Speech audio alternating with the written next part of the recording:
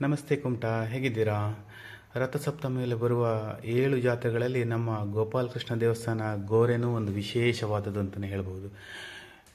ಗುಡ್ಡದ ಮೇಲಿರುವುದರಿಂದ ಇದನ್ನು ಗೋರೆ ಅಂತಲೇ ಕರೀತಾರೆ. ಗೋರೆ ಅಂತ ಕರೆಯೋದಕ್ಕೆ ಸರಿಯಾದ ಹಿನ್ನೆಲೆ ನನಗೆ ಗೊತ್ತಿಲ್ಲ. ಕಡೆ ಕ್ರಾಸ್ನಿಂದ ಹೋದರೆ ಸ್ವಲ್ಪ ರೋಡ್ ಸ್ವಲ್ಪ ಜಿಗ್ಜಾಗ್ ಕರ್ವ್ ಇದೆ. ಹಾಗೆ ನಿಧಾನವಾಗಿ ಹೋದರೆ ಏನೂ ಸಮಸ್ಯೆ ಏನಿಲ್ಲ. ಹಾಗೆ ಮುಂದೆ ಹೋದ್ವಿ. ಬೈಕ್ ಇಡಲಿಕ್ಕೂ ಸ್ವಲ್ಪ ಜಾಗ ಎಲ್ಲ ಸ್ವಲ್ಪ ಆಚೆ ಈಚೆ ಸ್ವಲ್ಪ ಕಡಿಮೆ ಇತ್ತು. ಕೆಲವರು ರೋಡಲ್ಲೇ ಇಟ್ಟಿದ್ದಾರೆ. ಹಾಗೆ ಮುಂದೆ ಬಂದು ಬೈಕನ್ನು ಅಲ್ಲಿ ನಿಲ್ಲಿಸಿ ಹಾಗೆ ಅಂಗಡಿ ಎಲ್ಲ ಬಂದಿದ್ದಾರೆ. ಕಬ್ಬಿನ ಅಂಗಡಿ, ಹಾಗೆ ಬಾಳೆಹಣ್ಣಿನ ಅಂಗಡಿ ಅಂತೂ ತುಂಬ ಇದೆ, ಬಾಳೆಕೊನಂತೂ ತುಂಬ ಇದೆ ಅಲ್ಲಿ.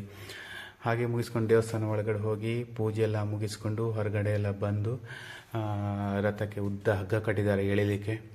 ಹಾಗೆ ಒಂದು ರಥಕ್ಕೆಲ್ಲ ಪ್ರದಕ್ಷಿಣೆ ಹಾಕಿ ಕೈ ಮುಕ್ಕೊಂಡು ಹಾಗೆ ಬಾಳೆಹಣ್ಣು ತಗೊಂಡ್ವಿ. ಬಾಳೆಹಣ್ಣು ತಗೊಂಡು ಹಾಗೆ ಹೊಡಿಲಿಕ್ಕೆ ಸ್ಟಾರ್ಟ್ ಮಾಡಿದೆ. ಒಂದೆರಡು ಬಾಳೆಹಣ್ಣು ರಥಕ್ಕೆ ಬಿದ್ದಿದೆ, ಮತ್ತೆರಡು ಆಚೆ ಈಚೆ ಆಗಿರ್ಬೋದು. ಹಾಗೆ ಒಂದೆರಡು ಬಾಳೆಹಣ್ಣೆಲ್ಲ ತಗೊಂಡು ಹೊಡೆದು ಬಂದು ನಿಂತ್ಕೊಂಡಿದ್ವಿ.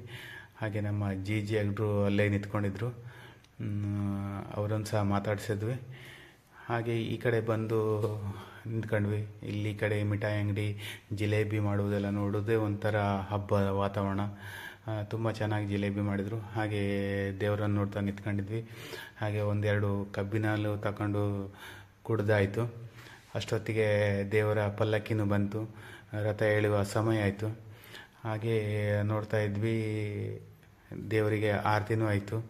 ಅಲ್ಲಿಂದ ಆರತಿ ಎಲ್ಲ ತಗೊಂಡು ಈ ಕಡೆ ಸ್ವಲ್ಪ ಸೈಡಲ್ಲಿ ಬಂದು ನಿಂತ್ಕೊಂಡಿದ್ವಿ. ಆಮೇಲೆ ಶುರು ಆಯಿತು ರಥ ಎಳಿಲಿಕ್ಕೆ.